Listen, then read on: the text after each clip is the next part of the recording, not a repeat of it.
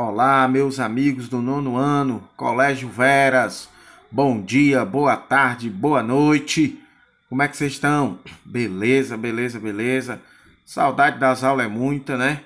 Mas por enquanto vamos por aqui nesse canal, certo? Beleza? Bem, a aula de hoje é sobre o presente perfeito, ok? Presente perfeito, present perfect. É o present perfect, certo? Bem, nós vamos ver aqui com calma.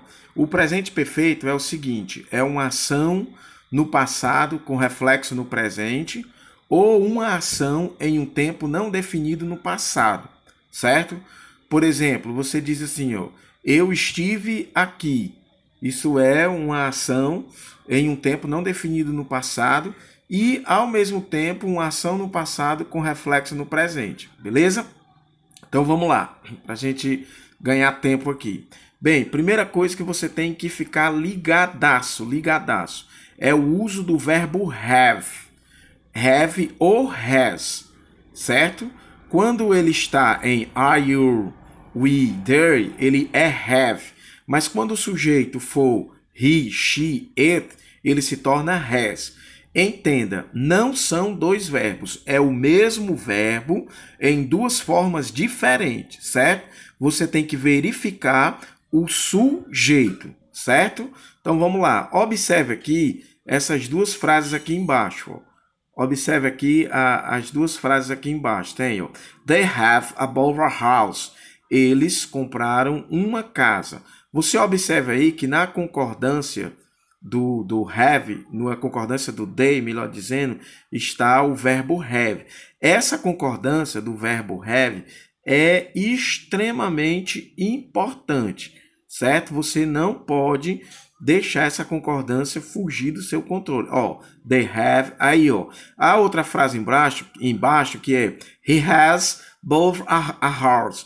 Ele comprou uma casa. Observe que agora não é mais o have, é has, ok? Então, a primeira coisa importantíssima demais é ficar ligado na concordância do verbo have ou has, ok? Bem, vamos lá.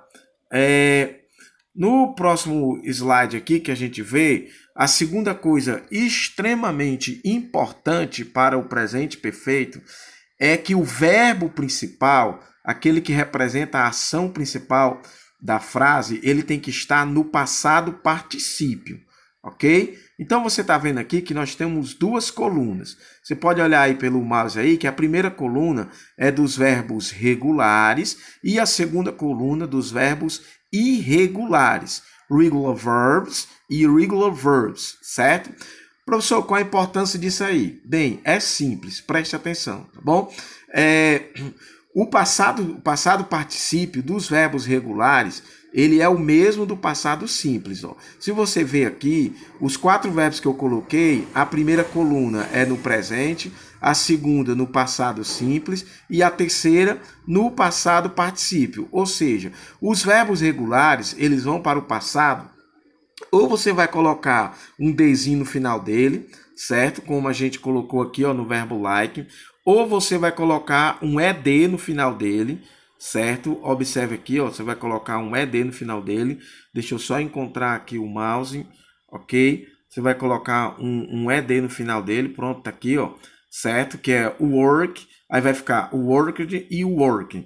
Aí você tem o verbo study aqui embaixo, ó. Você percebeu que ele sofreu uma alteraçãozinha, ó. Qual foi, professor? Ele termina com o y, porém antes do y tem uma consoante.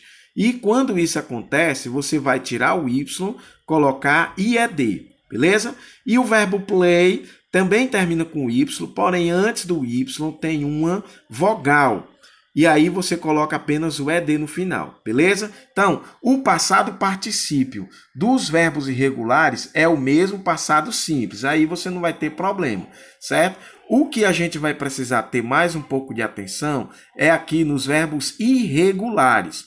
Você vai ver que os verbos irregulares, para ele ir para o passado, ele tem uma forma própria. Agora, observe o que eu quero chamar a sua atenção. Olha aqui o verbo cursed. que é esse primeiro verbo aí, ó.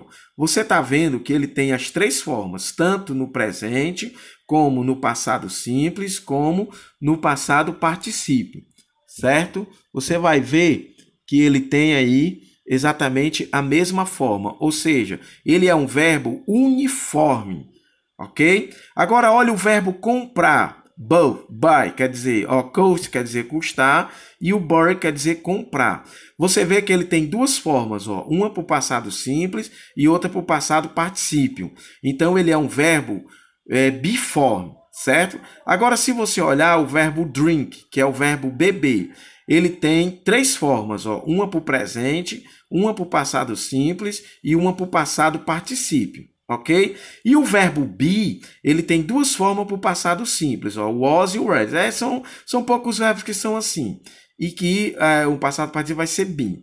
Professor, mas o que eu devo compreender? Você tem que compreender que para o presente perfeito é importante que o verbo esteja no passado particípio, não no passado simples, nem no presente, e sim no passado particípio, beleza? Então vamos lá. Mesma coisa aqui, ó. Se o verbo é regular, basta você só verificar como é que ele vai para o passado, beleza? Então vamos lá, vamos para a nossa próxima tela. Bem, você já viu lá que importância do verbo auxiliar have no presente, que ele vai ser have ou has, e também você viu também ali claramente que precisa que o verbo esteja no passado particípio. Mas só que antes de eu passar aqui para as formas interrogativas, aí você vai me perguntar o seguinte: professor, e esses verbos irregulares aí, como é que eu vou fazer, professor, para saber quando o verbo está no passado particípio? Calma, não esquenta a cabeça não, beleza? Que eu vou colocar aqui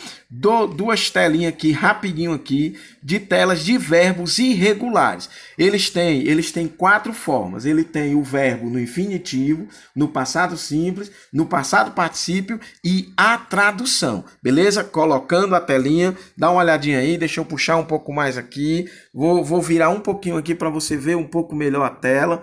Beleza? Tá aí, ó, a tela dos verbos irregulares, ok? Tela dos verbos irregulares, aproximando aí o máximo para você.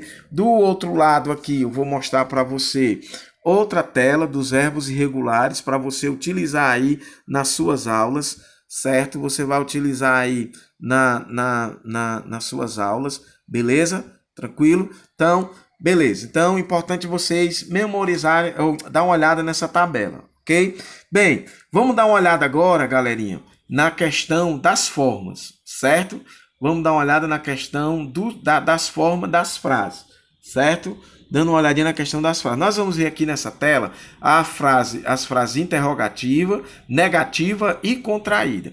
Na interrogativa é coisa simples, galerinha, fácil demais. Sabe o que você tem que fazer?